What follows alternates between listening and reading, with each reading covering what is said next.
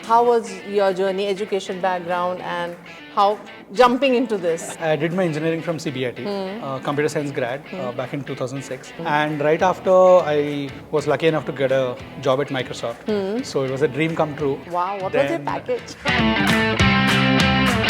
After 4 years, I realized, hey, I need something more challenging. So, but then I wanted to still stick with Microsoft. So applied for their headquarters. People can build such huge, great companies in the US. Why not we can do it from India, right? Because most of the teams. So what you started the first, like your own? What was the... During the course of this, I figured where my passion is. Okay. Right? And my passion is always in platforms. What was your first total investment for this product? Little over a crore. Now you made this crore too? How many zeros? That we'll have to see. That we'll have to see.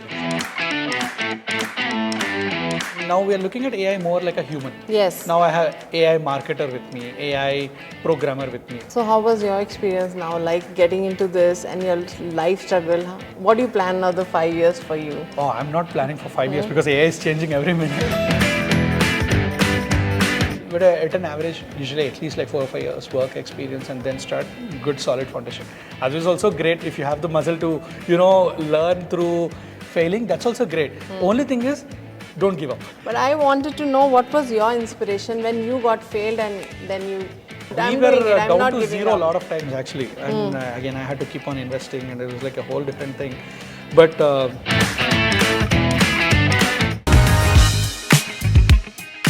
Welcome to my show, Trendsetters. Well, again, I got one more exciting trendsetter for you who left his all comfort life, good job, everything to start his own idea, to work on his own idea. So what was his struggle and what was his journey? And he is full of masala. When I was just, talking to him, his journey is quite a masala type of a journey. So I must say, you need to know this, that how he has struggled and come up with new idea and working on his startup. So well, let's welcome Mr. Gopi Garu. Gopi sir, first welcome you for my show at Trendsetters because we always look for a people who actually come out of the comfortable level zone and they have actually shown something to do extra or go out of the way. You can just think out of the box and sky is a limit. So I think you're the right example. Thank you so much for having me on the show. So I just want to start up with knowing your journey. How was your journey, education background and how jumping into this? Sure. Yeah. So I'm a Hyderabadi guy. Okay. Okay.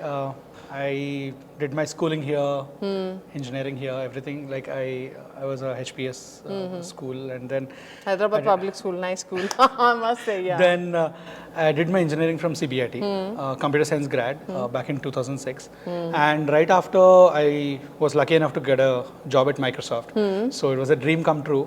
There I worked for about 4 years. Wow, what was your package? Mostly people always think of that CBIT is that great big package. The package at Microsoft was, let's say, put it 10x less than what freshers are getting now, right? Of course. That was a great package that time. It was like 15 years ago, right? And that was a big package, yeah. Yeah, sure. It was like definitely life-changing. And after that, what happened is, after 4 years, I realized, hey, I need something more challenging. So, but then I wanted to still stick with Microsoft. So, applied for their headquarters, moved to Seattle. Okay. So in Seattle, I worked at Office 365 and some really cool groups. And that kind of, gave me the confidence to, if people can build it from there, people should be able to build it from India also, right? Like, why not? So that sort of gave me that confidence that, okay, let's, come out of this comfort zone, try and build something of my own. And this was back in 2016, 2017 timeframe. And then I realized, why, it's been a while because I moved there in 2010, 2011 time frame. It's been a while, it's been 7 years. So I was also not sure like how exactly, the Indian ecosystem has changed. And I didn't have any great startup ideas even, right? I'm like, how the market has changed, I have no clue. But we were all very sort of settled there. It was like, okay, how do I take a smooth path to come back to India? And that was in my mind. And the only way I could find a smooth path was, hey, why don't I try and apply at ISB? If they give me a admission, then why not? Like, School of Business School. Indian School of Business. Wow, okay. Then again, that's again Hyderabad. So I'm like, okay, great. You got the admission. I got the admission, He thankfully. has a really masala guy. So I got the admission, and then I was like, okay, chalo, let's pack our bags. So got the admission actually in 2016. Okay. But then I said, I need 1 year to even come out of where I am, because I was deeply involved with the product and all that. So at Microsoft also, I was like handling good amount of stuff.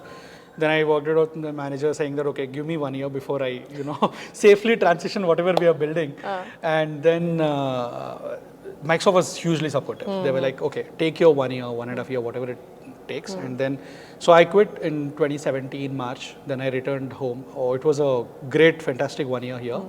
And right after ISB, I didn't take up any placements, anything. I just joined a job.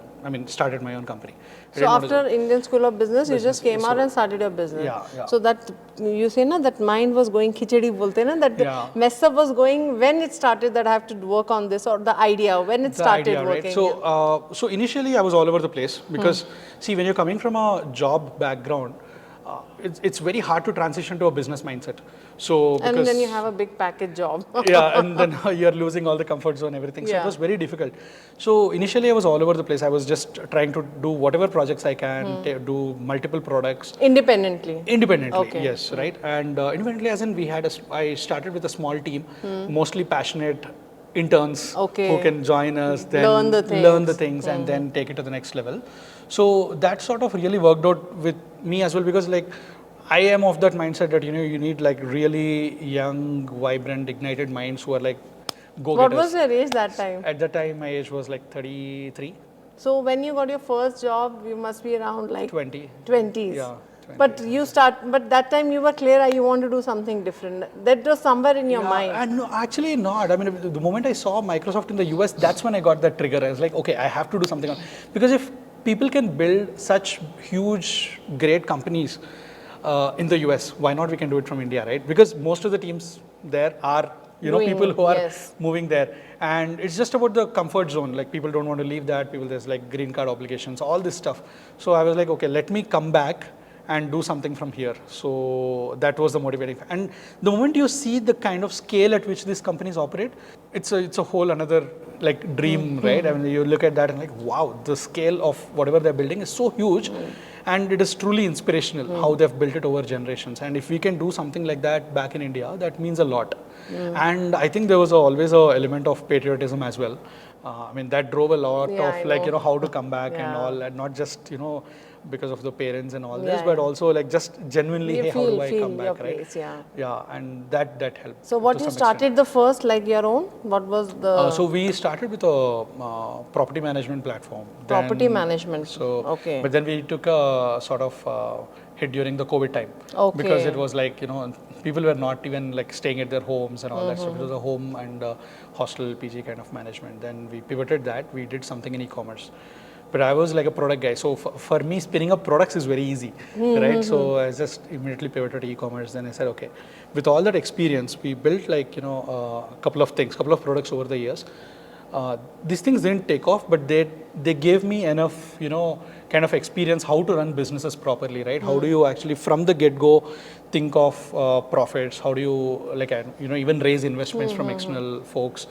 How to create your board, advisory, so mentors. Your main startup started at least like it's been 5 years. 5 years. 5 years, yeah. That was the other startup. It's the same one. So we did different products actually. And then what happened is during the course of this, I figured where my passion is. Right, and my passion is always in platforms. Platforms.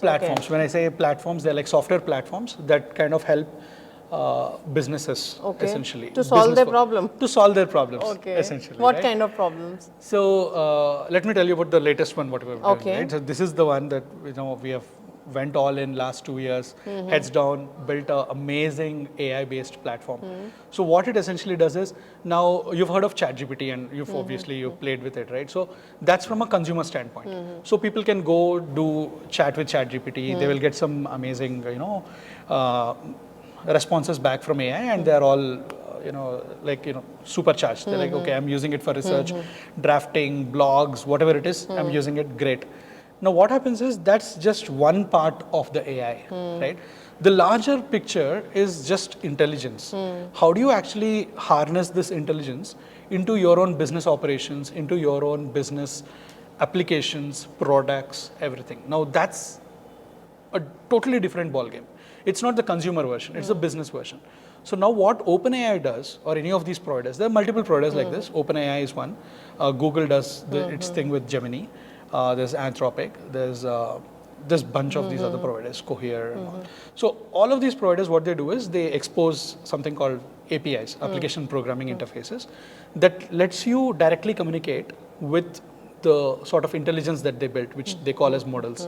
So when that happens, people can unlock true efficiency in their business operations and products as such. So let's say you have an application that you are developing, and you're thinking, hey, how can I enable some sort of intelligence into it? So now they can directly interact with the model that these folks are exposing from a business standpoint, not the interface that you're seeing as ChatGPT, right? And then they can build their intelligence use cases and all. So what we do is we are an orchestration platform essentially. So we bring together all the models from different providers. We say, hey, by the way, for the blog writing, maybe use Anthropic. For the general intelligence, maybe use OpenAI. For something else, maybe image recognition, use Google Gemini. So we bring together all these models under one platform, so that businesses don't need to go to 10 different places. They just focus on their intelligence and focus on what is the use case that they want to create, what requirements they have, and then they actually, sort of go all in. They develop that use case, they actually expose that, they integrate into the applications. We have a general chatting platform that's internal. So it's a little bit more enterprisey and business-centric thing, but they have fun with it actually. They literally have. So, but how much time you gave for this project or for this startup? So we working or doing? It's been 2 years since we started it. Okay. So last year was all mostly went into building the actual product and getting our early customers, things like that. This month we are going public. So we had launched this platform in a private beta for about 8 to 9 months now, pretty much, starting last year, May, June timeframe. Around March, April this year, like 2 months ago, we started to work on the public release, and now we are ready for public. So what's your first investment, and from where you get it? What was a big struggle to get that investment? So most of my investments, external investments at least, so I put in obviously some money, and then external investments I raised from my friends and family. But what was your first total investment for this product? How much you invested? About, I would say, little over 1 crore. 1 crore. 1 crore. Now you made this crore too? How many zeros? That we'll have to see. That we'll have to see. So now it's worth the product more. Speaks. Yeah, the product speaks. So because we recently had a macadamia event on this floor actually. We had 30 plus teams compete, and we had 3 winners. And guess what? All the 3 winners, they leveraged our platform actually to build the intelligence. So it's very easy to build intelligence using our platforms. But I think this artificial intelligence is somewhere making things easy, like it's this new technology. Yes. I see it like, making it more efficient, more volume of work getting done. Right use. Yeah, I think the skills of the future are more around how do you, basically adopt AI as your co-worker, essentially. And that's where we are getting to as well. This is some points, if you think like people, somewhere, everything has a positive and negative point, right? So if you think about the negative point, how people are misusing it, how to track that, because when you have technology, it has a good effect also, like the social media. Exactly. It's have a positive side also and the minus side also. Yeah. So and it's very easy to think. Like cybercrime was there, Exactly. We have to. So what is on this side, like the tracking point of views and this new technologies will be developed? It has to be. Even from our own platform perspective, we always think about what are the kind of guardrails we have. Yes, safety. Essentially, safety guardrails. So we say, hey, when the input comes to the system, is the input filtered? When the output goes out, is the output filtered? Yes. All these kind of things. See, if a business is building it by themselves, like for every business to build something like this, it's a huge effort, right? It's very hard. When you get exposed, you need security. When you become famous, you need security. Right? And also at the investment. I'm talking about, 1 CR, this whatever range, right? But actually it takes a lot of money to do it. Because we are a startup, we are lean, we are using AI ourselves, right? So we can develop at that cost and go public and then all that. But in general, it takes a lot of time and effort and money and the skills and all that to develop that kind of thing. You And people are working so hard, but I just wanted to know about you. Like nowadays, we listen so many news regarding this. Some actress, because of this technology, they did that and that. How to track that and how it get affected to your business also? Because people somewhere get scared. Okay, he's using also same technology. That mindset will be there. So what happens is when we are onboarding businesses, obviously we work with very reputable businesses, and also initially we are only working with text models, as in like generate a lot of text. We are not going into image and video generation, at least as of now, because we also feel like from a commercial viability standpoint, they are a little far away from an image, and so again it's a B2B product, so I don't have too much to worry as opposed to a consumer AI product which has a lot on the table, right? So that's one way, but also we offer tons of guardrails, just content filtering, just in terms of the in the future bias. Are you wanted that this kind of technology should become where less pressure will be there on the safety point of view?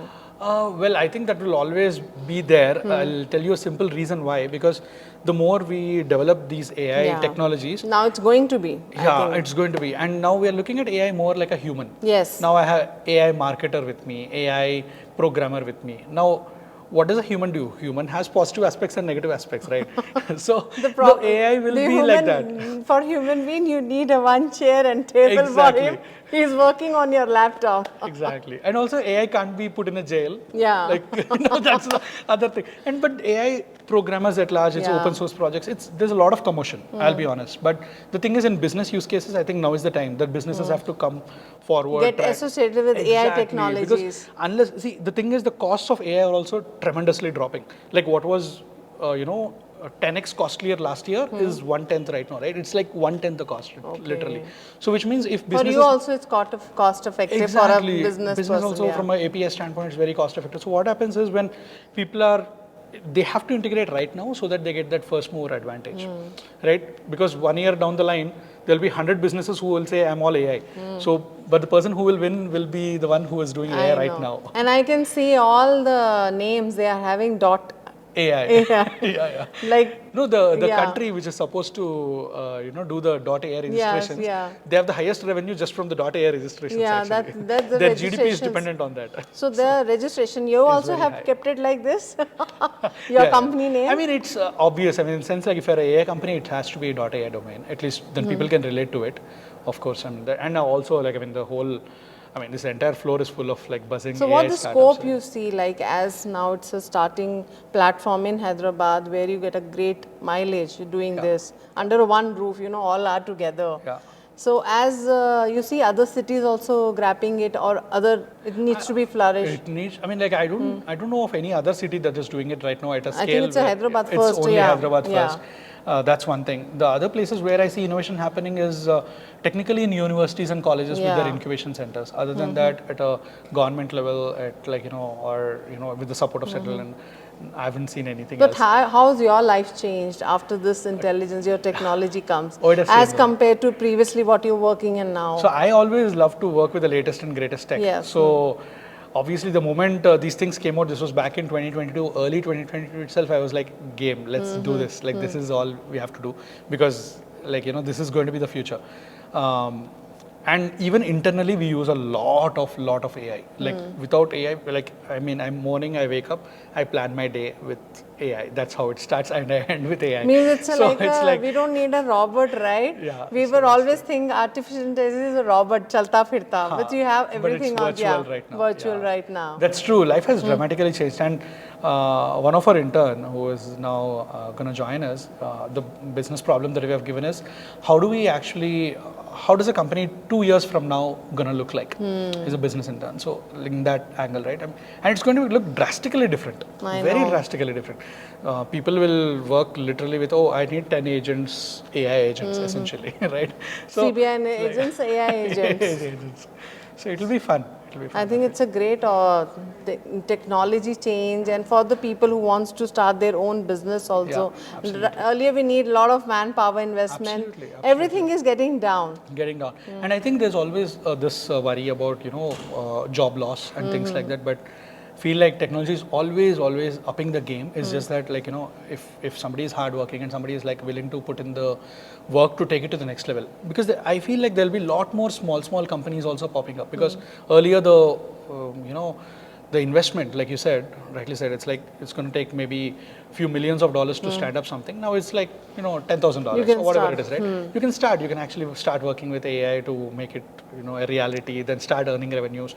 There'll be a lot of small companies, boutique firms, boutique ideas getting. It'll be a whole different world. So what is your startup is all about, and how it's solving, and how you're going about it? Yeah, sure. So I mean, we are a platform play. What essentially means is that we have a lot of large language models, the ones that supply the intelligence, essentially the intelligence providers, model providers, we call them. So in order to interact with those models, we need to have a infrastructure layer, actually, a platform layer. Now, most businesses, when they are directly interacting with one provider, it doesn't really matter, because they just go to that provider and they get some intelligence out, they work it out.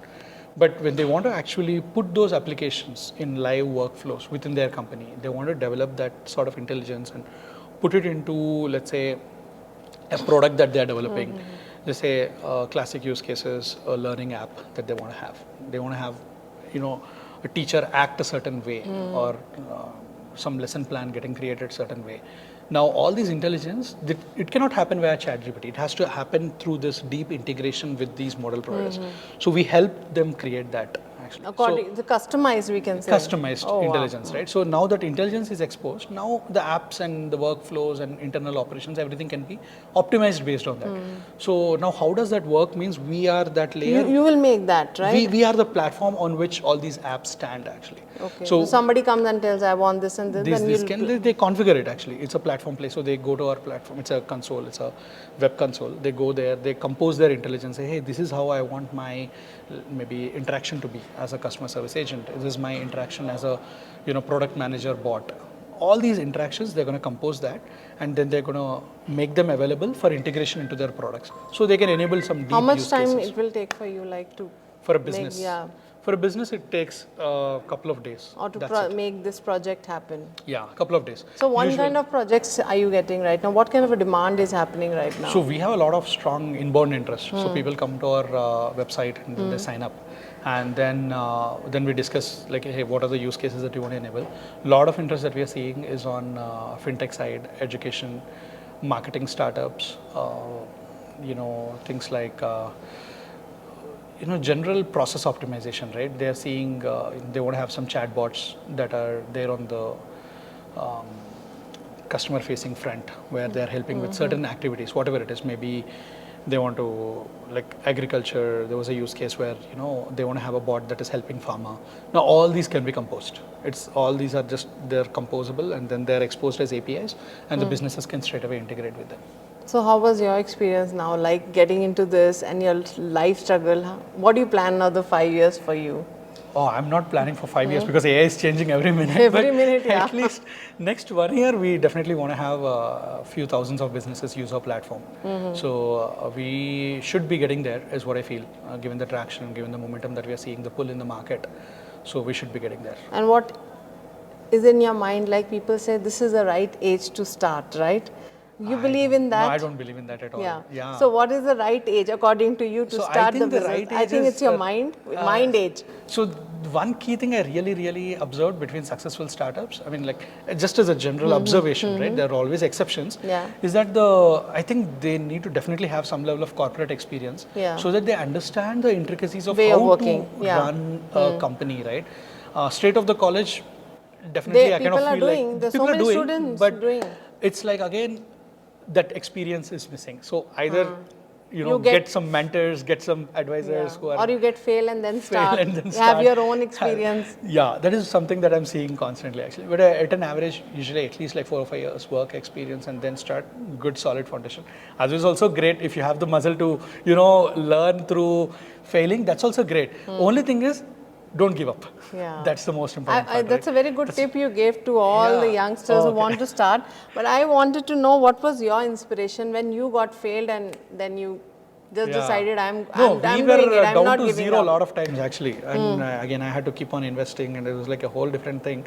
But I think it's important to stay in the game. I seriously feel it's important to stay in the game. Look at any unicorn and look at their, you take Swiggy, Zomato's, it's never the idea. It's There's always a time comes the when you go execution. to the zero, right? Yeah, it's always, and the when the multiple, time comes to shut down, yeah, right? Yeah. And it's always something will happen, something magical will happen actually to keep it going. I'm not kidding. I mean, there is this famous quote from Alchemist. I think it was used in some Hindi movie also. Basically says that if you are really, really driven and passionate about doing something, the universe will help you to do it. Wow. So that sort of near-death moments happened a lot of times for our company as well. When you're dying, something will happen. Something will happen is what I feel. So don't give up. Yeah, don't give up at all. And always experience matters. I mean, and again, things are changing. So what really matters is how people are, sort of finding the patterns. Because see, things will always keep changing. But what's important is how do we recognize the patterns? And with regards to patterns, that's where experience comes in. So you should have experienced mentors, advisors on your board, course correcting you. You had that? Yeah, I had or that. Or you of course. came up with? No. I have pretty cool mentors on my board. So that also helped a lot, quite a bit. So I think you are doing the best thing. You learned and you're making others learn also. Yes, no problem. So I had a great experience talking to you, learning so many things. I think more videos to come. These are all inspirational journeys of these people who have come out of their comfortable zone, have started something. They were dying, but they then again alive. So some magic will come. Yes. So if you're dying also, you can be alive. 100%. So keep trying. I think that should be the line. Keep trying. So for more updates, keep watching iDream. Till then, goodbye.